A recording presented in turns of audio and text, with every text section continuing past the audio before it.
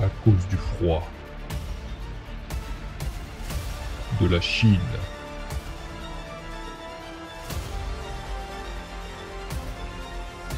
Le prix des matières premières du pétrole explose.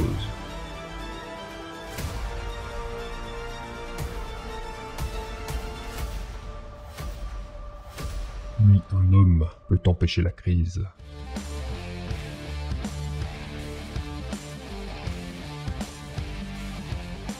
Et oui, c'est Powell, toujours le même.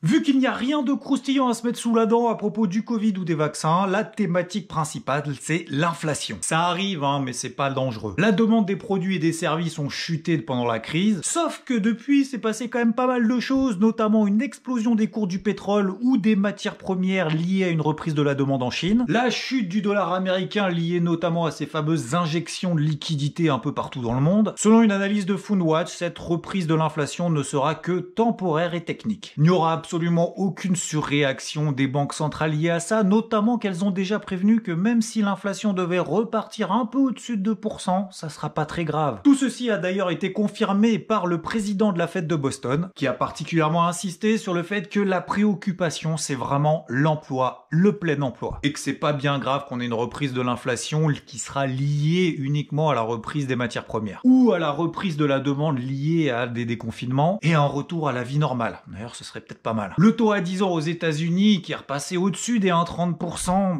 ça continue doucement mais sûrement. Pas de conséquences graves sur les marchés, on va le voir juste après. D'ailleurs, cette semaine, d'un point de vue macroéconomique, c'était quand même plutôt bon. Que ce soit les ventes au détail aux États-Unis, l'indice Philly Fed, ça c'est un sondage réalisé auprès de 250 manufacturiers dans l'état de Philadelphie. Même les stocks de pétrole, ça fait 2 semaines d'affilée qu'on a plus de 6 millions, cette fois c'est 7 millions de déstockage de barils. C'est dingue ça, bientôt on n'aura plus de pétrole. Et les PMI un peu partout dans le monde, les fameux sondages auprès des directeurs d'achat, c'était plutôt mi-figue mi-raisin. Ça va. C'était donc une semaine plutôt positive d'un point de vue macroéconomique, alors compensée certes par ces éventuelles prévisions d'inflation. Du coup, on va le voir après, les indices étaient un peu partagés. On se pèle dans le Texas. Du coup, ça entraîne des coupures de courant et l'arrêt des plus grandes raffineries qu'il y a dans la région. Et tu t'en doutes, moins de production, hausse des prix. Et en plus de ça, vu qu'on est dans une période de froid, forcément, la demande augmente. Réduction de l'offre, hausse de la demande. Même si les cours du pétrole ont explosé depuis quelques mois, ça continue. D'où les stocks qui ont été nettement inférieurs à ce qu'on se prévoyait cette semaine encore une fois. Donald Trump, n'est pas passé loin de la correctionnelle, acquitté par le vote des sénateurs concernant sa responsabilité suite aux attaques du Capitole à Washington. 57 sur 100 étaient favorables à sa condamnation, sauf qu'il en faut 2 tiers. Donc ça passe. Donc oui, on n'a pas fini avec le Make America Great Again. Oui, je reviendrai. Vous inquiétez pas. Et vu le niveau qu'on a sur les indices, on est peut-être en mesure de se poser la question et de s'intéresser, mais qu'en pensent les grands fonds d'investissement, tout ça? On a pris le plus vieux sondage réalisé par Bank of America, qui a interrogé 225 fonds, ce qui représente tout de même plus de 650 milliards de dollars sous gestion. Ils sont toujours plutôt optimistes, moins de 4% de cash disponible, à fond dans les valeurs cycliques, tu sais, toutes celles qui sont liées à la reprise économique, à fond dans les matières premières aussi, donc liées à la reprise de la demande en Chine comme on l'a vu juste avant, et aussi sur le pétrole, et à fond également sur les marchés émergents et le secteur bancaire. Oui, peut-être une petite prévision et anticipation de remontée des taux ou de reprise de l'inflation, ce qui permettrait de faire profiter un petit peu les banques, d'augmenter leurs marges. Et seuls 13% d'entre eux estiment que nous sommes en période de bulle. Oui, bulle, ne pas confondre avec bull market. Bulle, c'est tout explose. Voilà. Ne pas confondre bulle et boule. Les 3 raisons essentielles pour lesquelles il reste quand même tout de même positif: le vaccin, un déconfinement prochain et la perfusion monétaire. Nous allons évoquer Cathie Wood, alors rien à voir avec un croisé entre Cathy Guetta ou Tiger Woods, c'est la PDG d'Ark Investment. Oui, elle a un petit fonds qui a fait x7 depuis sa création, 20 milliards de dollars, c'est juste accessoirement le plus gros ETF au monde, qui fait d'ailleurs en moyenne 36% par an. 150% l'année dernière de perf. Ah oui, on est d'accord, c'est chaud, ils sont méga chauds. Alors elle est aussi méga chaude sur Tesla, elle renforce ses positions, elle visait 4000 $. L'objectif objectif a été atteint, oui, même si Tesla n'est pas encore à 4000 $, faut savoir qu'elle a été splittée, le cours a été divisé. Et son objectif a été atteint 2 ans avant l'échéance de sa prévision. Et maintenant que l'action est à 700 balles, et ben elle en vise 1400. Et sur le Bitcoin aussi, alors elle est méga chaude, elle vise 200 000 $ puisqu'elle estime que si l'ensemble des boîtes investissaient un petit peu, c'est-à-dire 10% de leur cash, et ben le Bitcoin vaudrait au moins 200 000 $. Bon, même si elle reste quand même un petit peu mesurée dans ses propos, il va falloir peut-être un petit peu plus pour les crypto-monnaies, le Bitcoin par exemple, de prouver son utilisation au quotidien pour que tout le monde s'y mette vraiment et qu'il y ait vraiment un grand emballement.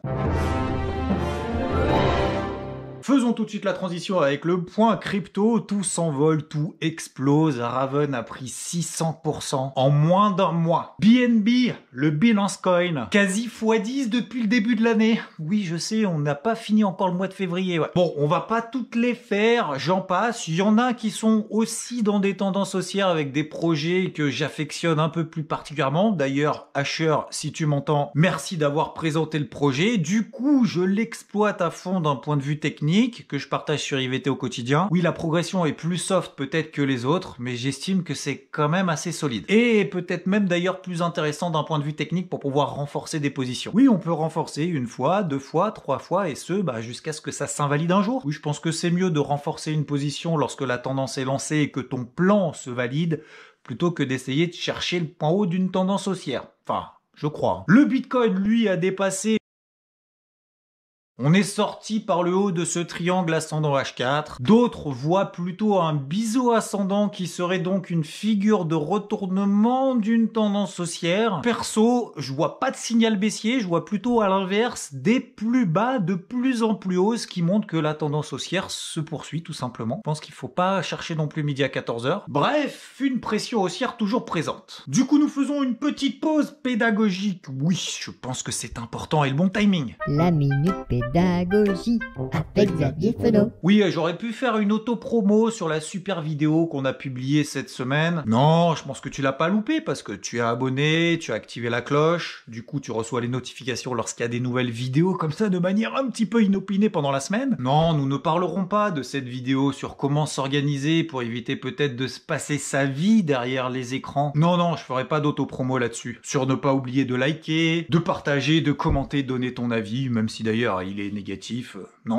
Certains ont relevé, voire peut-être même apprécié cette analogie que j'avais fait avec le golf. Du coup, ça va me permettre de faire une transition aujourd'hui. Quand tu es sur un parcours et que tu vois de l'eau, généralement, tu te dis « Ah, il y a de l'eau, faut surtout pas que je rate ma balle, parce que si je rate ma balle, je vais aller dans l'eau. Du coup, je vais me retrouver dans la merde, je vais perdre 3 coups. » Et du coup, ton attention est attirée vers l'obstacle, vers le négatif. Et pas sur ton swing, ta balle, ton jeu. Alors que si tu te concentres factuellement sur les éléments qu'il y a autour de toi, en disant tiens, est-ce que j'ai les moyens de passer l'obstacle, l'eau ou pas? Est-ce qu'il y a un peu de vent? Est-ce que je suis en bonne forme? Est-ce que je la joue plutôt prudent? Bref, mon plan, c'est d'essayer de taper comme d'habitude, aller vers ce point-là. Je me soucie pas forcément de l'obstacle, puisque de toute façon, si j'y vais, je perdrai un coup, et on verra bien comment ça va se passer. Bref, il y a toujours d'autres options, un plan B. Mais faut simplement se dire que ça peut arriver. Faut pas non plus faire abstraction en disant si l'obstacle d'eau est à 150 mètres, je vais pas taper comme un bourrin pour essayer de traverser au-dessus alors que c'est hors de mes capacités. Je parle de ça pour faire une analogie avec ce qui est en train de se passer sur les cryptos. Là ça bourre, ça explose, exploite-le, pas de problème. Au contraire, c'est là où se passe l'action. Prévois juste que si jamais ça perd 30%, je fais quoi? Ah, je suis surexposé, j'ai mis la maison, je panique, c'est impossible que ça arrive. Ou est-ce que t'as plutôt un plan de dire pour le moment je conserve mes positions, je les renforce, je continue à travailler dans ce sens-là, j'allège progressivement pour prendre un peu des quelques gains. Faut en profiter, certes, mais prévoir quand même au cas où, parce que ça va arriver à un moment donné. Si c'est pas demain, ça sera peut-être après-demain, ou sur le trou suivant ou sur le prochain parcours. Et dans ces moments-là, qu'est-ce que tu fais? Est-ce que tu es capable d'encaisser cette perte-là potentielle? Est-ce que tu renforces? Est-ce que ton exposition est suffisamment large pour pouvoir l'encaisser? Bref, faut pas se focus effectivement que sur le négatif en disant forcément à un moment donné tout va perdre 30% donc j'y vais pas, parce que sinon tu fais rien. Mais faut le noter quand même dans un coin où le jour où ça arrive, te dire j'avais prévu ça. On laisse de côté les émotions, on continue à bosser. Et le jour où ça arrive, tu le ressors, et dans ces cas-là, tu seras beaucoup plus calme, beaucoup plus posé, beaucoup plus réfléchi. Comme d'ailleurs on l'avait vu ensemble, je sais pas si tu te souviens, lorsque le Bitcoin avait perdu 20% en une seule séance, j'expliquais justement à ce moment-là, calmos, on est revenu à peine sur un niveau clé très important, c'était cette fameuse zone de support des 30 000, 32 000 $. Depuis, on est à 50 000. Je pense que c'est un gros point, mais important, où dans ces moments, on se sent invincible. C'est surtout pas un message de prudence de dire de ne pas y aller, bien au contraire. N'oublions pas le what ifs. Petit clin d'œil d'ailleurs au bouquin de AT, peut-être si tu m'écoutes. Cette semaine, ça fait mal pour le numéro 1 mondial de la distribution Walmart qui s'est pris une grosse tatane. Perte de plus de 2 milliards de dollars sur le T4. Les perspectives de bénéfices nets par action pour l'année à venir, elles sont plutôt attendues stables. Au mieux en légère hausse, alors que jusqu'à présent, on voyait une croissance de plus de 3%. L'action s'est fait démonter de plus de 6% le jour de la publication, ça fait mal. Déception également dans le secteur du luxe au travers de Kering et plus particulièrement sa branche Gucci qui a particulièrement déçu. Les ventes ont chuté de 20% sur l'année, 4% sur le dernier trimestre, alors qu'on attendait plutôt une hausse des ventes. Donc ça, c'est la douche froide. Atos, cette fois, petite déception, mais déception tout de même, notamment quant à ses perspectives. Ouais, on se pose la question maintenant du potentiel après cette publication. Du coup, moyen chaud. Globalement d'ailleurs, ça tient plutôt bien sur le CAC tout au long de la semaine, notamment tiré par le secteur bancaire comme on l'a vu précédemment avec ses éventualités d'inflation. Et nous allons tout de suite faire le tour des small caps avec notre invitée exclusive Virginie qui va nous toucher 2 mots sur le contexte actuel. Peut-être qu'il se passe des choses un peu plus intéressantes que les grosses capis. Parce que c'est vrai que cette semaine sur les marchés traditionnels, que ce soit d'ailleurs sur les indices mais également sur le marché des devises, c'était un peu timide. Salut tout le monde. Après la belle hausse de la semaine dernière, le CAC Small a subi une légère baisse cette semaine. Un peu de panique a été ressentie jeudi alors qu'une conso après un tel rallye haussier est normal. En effet, depuis 2020 et la montée fulgurante de toutes les small, on sent un changement dans la façon de trader et on assiste souvent à des ventes paniques qui sont finalement rapidement rachetées ensuite. Il y a 15 jours, je vous parlais du secteur des équipementiers à surveiller et en effet, il a bien surperformé le CAC Small avec Aquel par exemple qui a pris près de 25%. Cette semaine, on a 2 CRSI spécialistes tricolores des serveurs informatiques qui a pris près de 40%.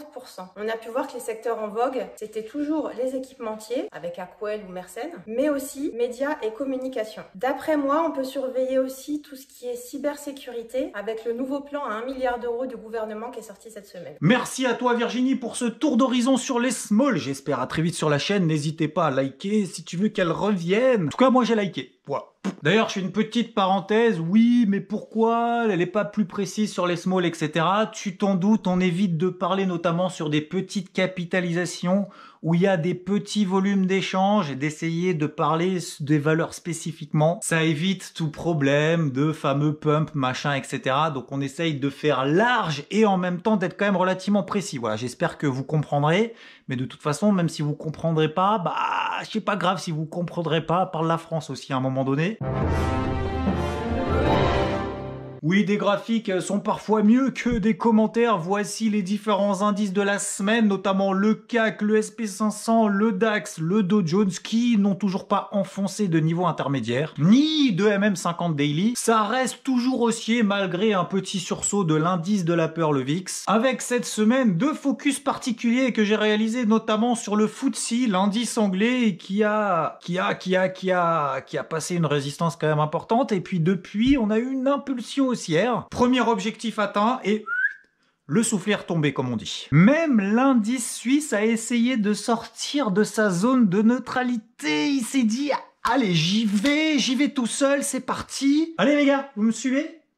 Bah, il y a personne qui me suit. Bon bah, tant pis. J'arrête là. Fausse sortie de range, il l'a réintégré en validation. Bon, globalement, tu l'as compris, c'était relativement rangy, notamment en swing sur les indices. C'est une période un peu compliquée, très rangy. Le dollar américain, lui, poursuit logiquement sa tendance de fond baissière. Oui, ça c'est pas nouveau, hein. A priori, il est quand même bien parti pour rallier les plus bas de 2018. On a fait un bull trap en daily. Le marché reste convaincu avec tous les propos des membres de la Réserve fédérale américaine qui vont continuer à injecter et que l'inflation ça fait pas peur.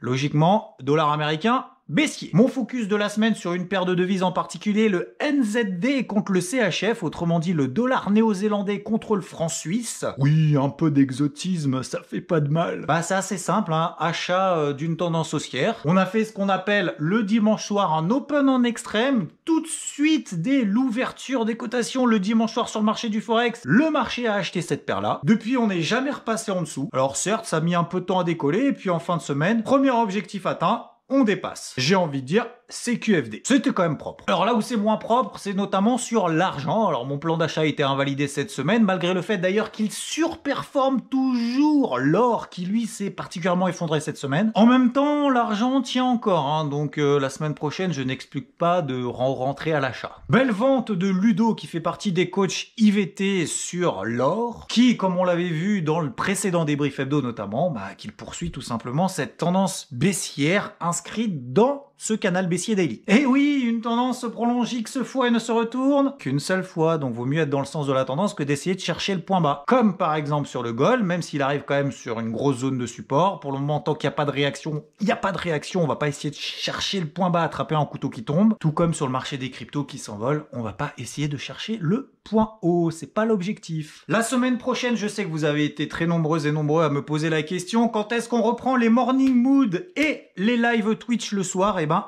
dès demain. C'est reparti, à fond tout le monde, n'oubliez pas les likes, n'oubliez pas de kiffer votre dimanche, votre semaine, n'oublie pas de faire ce qui te plaît en fait, globalement. Je te dis à très vite, ciao!